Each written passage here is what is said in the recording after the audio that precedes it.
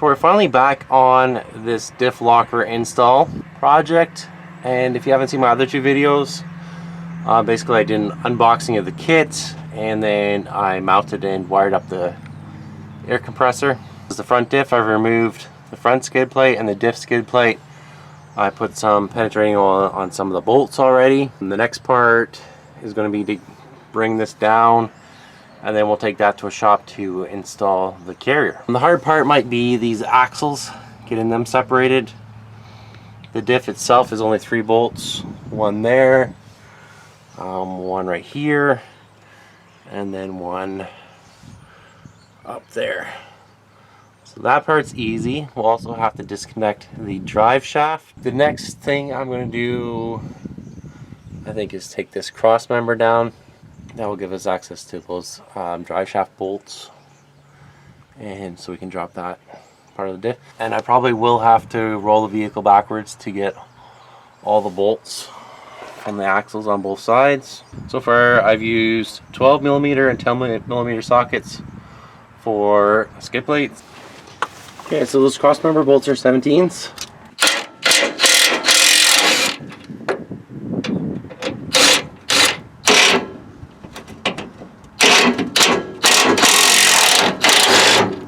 So I put a mark on the front drive shaft so I can line it back up in the same position later.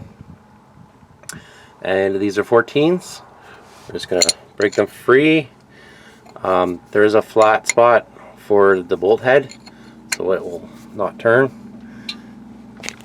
And there we go. That wasn't too bad. If they are bad, just you can tap your wrench with a hammer. Alright, I'm going to do that with the other two and remove those 4 bolts. Okay, I've decided that I'm going to remove this drive shaft completely so I can still move the truck.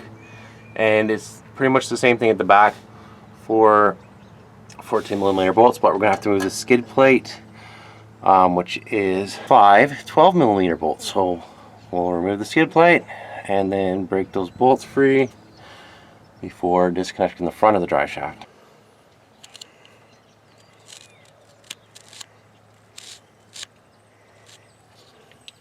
I was able to rotate the truck back about 6 inches, which gave me the other 2 bolts on the bottom perfectly. So I've got them all undone on the front and back, and I just labeled this just to make it quick when I go to put it back on.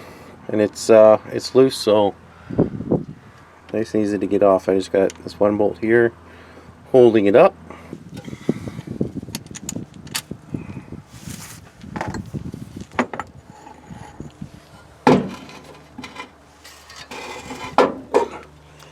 That's a pretty heavy drive shaft.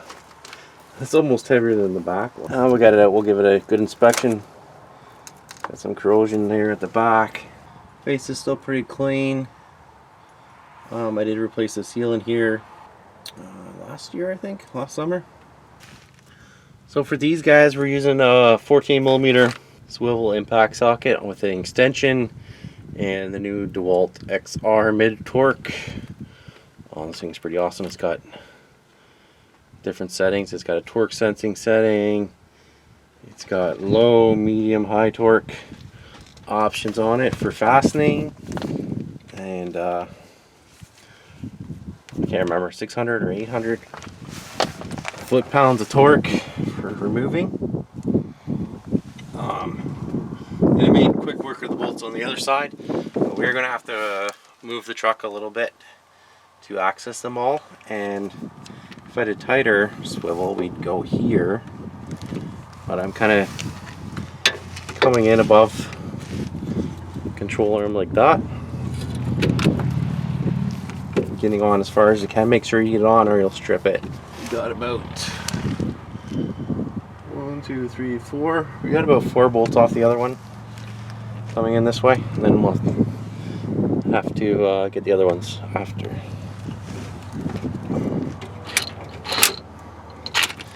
And make sure you're just pushing on there so you stay on the nut.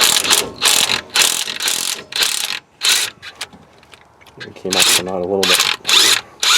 It's not good, but it was already loose, so we didn't do any harm. You could do this with the wheel off, it would be easier, but I got the front of the truck raised a little bit with the wheel on. We'll also probably take the axle nut off and pull these axles right out so I can move the truck. So we are making progress. With the last bolt removed, both sides just drop down. I've got this resting on the A-arm. I thought I was going to have to pry or hit that axle shaft to get it off, but it just came right off. With that out of the way, we can see our breather hose there.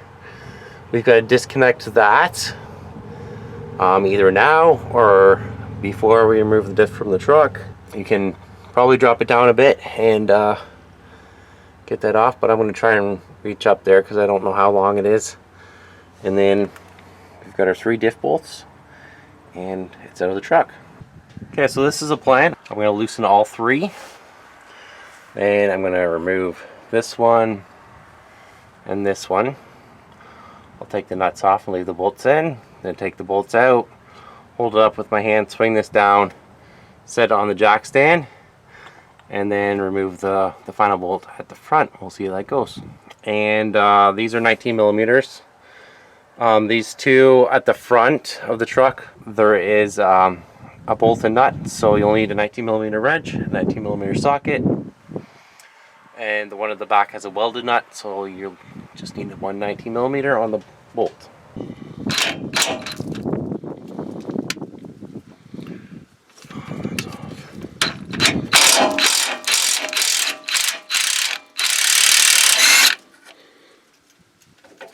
I believe those are on there pretty tight. Next one is right here.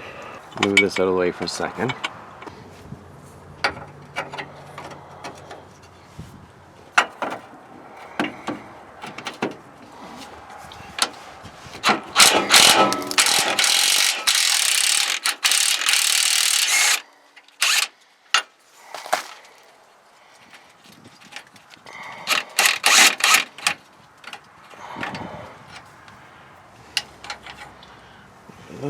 I'll do the other one, then we'll lower it down. Okay guys, I did change my mind just because the bolt in the back goes the opposite way, so it wouldn't actually swing down.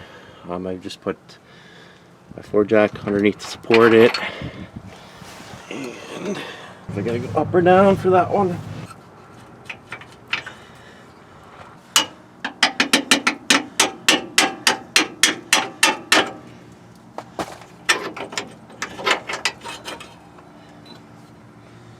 This is why I didn't want to use the floor jack, because it's hard to work around, but the jack stand wasn't quite tall enough, so I did not use the jack stand. So, the way the diff is on the jack, I'm balancing it with my hand. I'd recommend not being under it just in case. Fell, my arm is kind of under it, but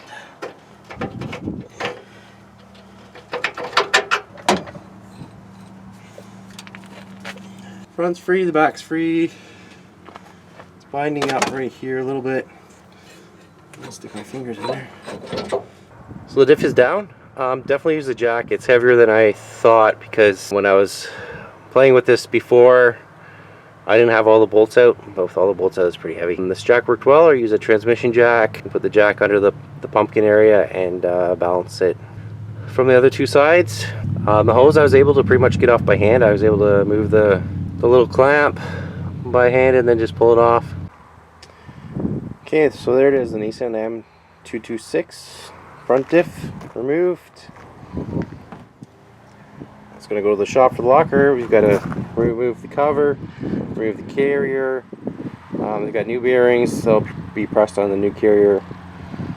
I've got a new seal for this side. I don't know if he's going to have to open both sides, but from the instructions he'll have to open at least one. So when he opens that up, we'll put a new seal in, and when it comes back we'll be able to lock it.